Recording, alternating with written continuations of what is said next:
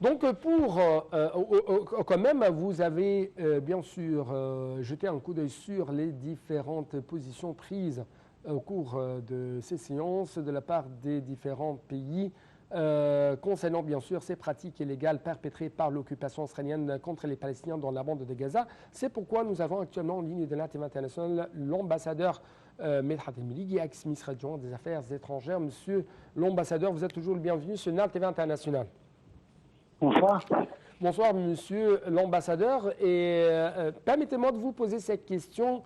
Comment vous avez vu dans ce message, dans cette plaidoirie portée par l'Égypte devant la CIG, comment vous avez vu ces coups, ces frappes juridiques et diplomatiques avec des preuves, avec des prétextes tout à fait efficaces contre l'occupation israélienne, bien sûr des prétextes et des coups portés par la diplomatie et par l'État égyptien contre l'occupation israélienne, contre les pratiques illégales perpétrées par l'occupation israélienne?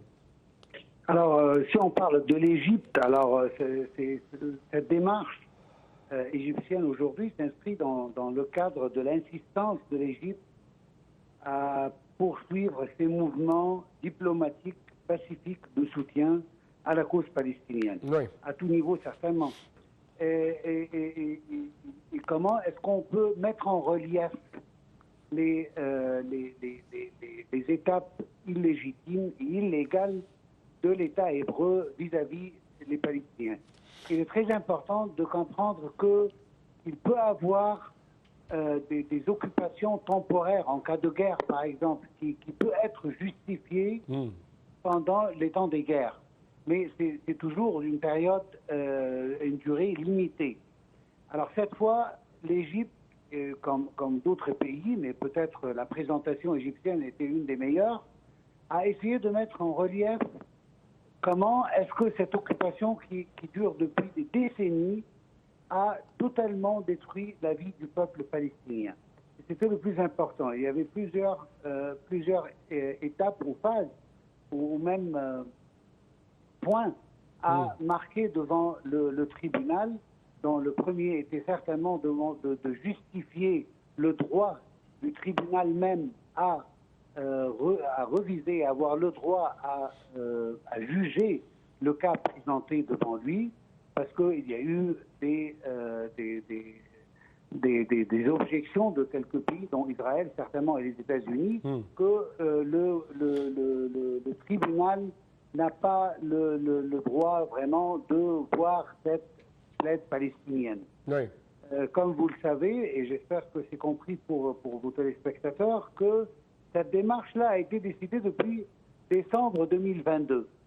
Parce qu'il y a beaucoup de personnes qui lient cette étape avec la décision de la Cour internationale de justice il y a quelques semaines concernant les crimes de guerre commis par Israël en tant que génocide sur les Palestiniens pendant la guerre de Gaza récemment. Mais la vérité, c'est que cette démarche-là, dont l'Égypte aujourd'hui a parlé, était décidée depuis décembre 2022. Mais ça coïncide tout simplement avec la Cour internationale de justice et ces 6 demandes d'Israël.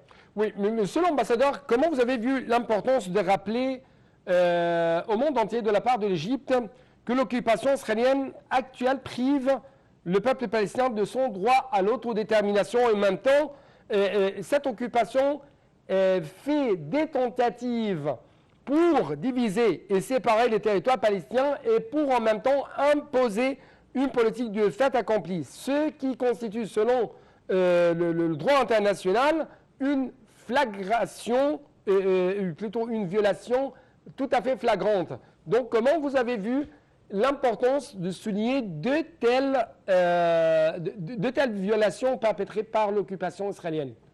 Bon, les violations perpétrées par l'occupation israélienne sont nombreuses et se multiplient tout le temps. Alors, si on parle au début de l'annexion des territoires palestiniens, de la confiscation de Jérusalem, de ne pas considérer Jérusalem totalement comme une partie de la terre palestinienne. Et les refus incessables d'Israël à se plier au droit international et aux résolutions des Nations Unies et le Conseil de sécurité. Le point que vous avez évoqué, c'est un point très important, mais ça s'ajoute à plusieurs points illégitimes que Israël est en train de commettre depuis des décennies. L'essentiel, c'est de marquer cette violation ou ces violations d'une manière légitime, d'une manière légale, parce que cela va servir pour peut-être une étape ultérieure au sein des Nations Unies, au sein de le Conseil de sécurité et même l'Assemblée générale. Il est très important de marquer ces violations de sorte que la communauté internationale commence à voir, de point de vue légal, que Israël est en train de commettre des crimes continus depuis 1967 et même avant cela. La déportation forcée des Palestiniens et aussi le droit des réfugiés à revenir dans leur maison.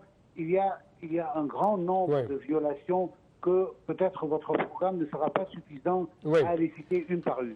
Mais il suffit de parler d'une manière générale que ces violations vont s'ajouter aux autres, de sorte qu'il y a un plaidoyer clair devant les tribunaux pour juger que cette occupation Israël est en train de priver les Palestiniens de leurs droits légitimes selon le droit international. Monsieur l'ambassadeur, je dois vous remercier infiniment pour de telles explications de votre part en ce qui concerne bien sûr les différents messages lancés par l'Égypte contre l'occupation israélienne, dont ces séances, ces audiences devant la Cour internationale de justice. Mais justement, je dois vous rappeler que l'Égypte a rejeté hier l'incapacité du Conseil de sécurité à promulguer une résolution pour un cessez-le-feu dans la bande de Gaza.